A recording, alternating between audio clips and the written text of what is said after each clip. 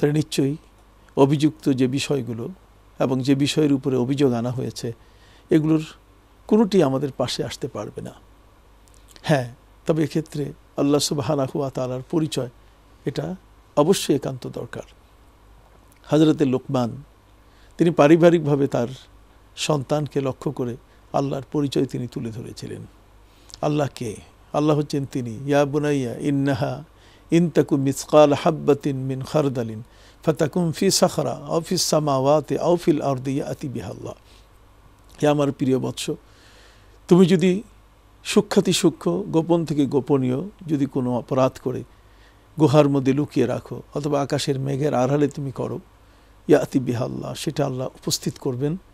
এবং আল্লাহর পরিচয় হলো ইন্নাল্লাহ লাতীফুন খাবির, তিনি সূক্ষ্মদর্শী এবং এ ব্যাপারে তিনি খবরদার। এই যে তার সূক্ষ্ম দর্শন, তিনি বান্দাকে প্রতিটি মুহূর্তে লক্ষ্য করছেন, এটা শুধু বান্দার ক্ষেত্রে নয়, তামাম সৃষ্টি মাখলুক, জগতের মধ্যে যা সৃষ্টি আছে প্রত্যেকটি সৃষ্টি আল্লাহর চোখের সামনে।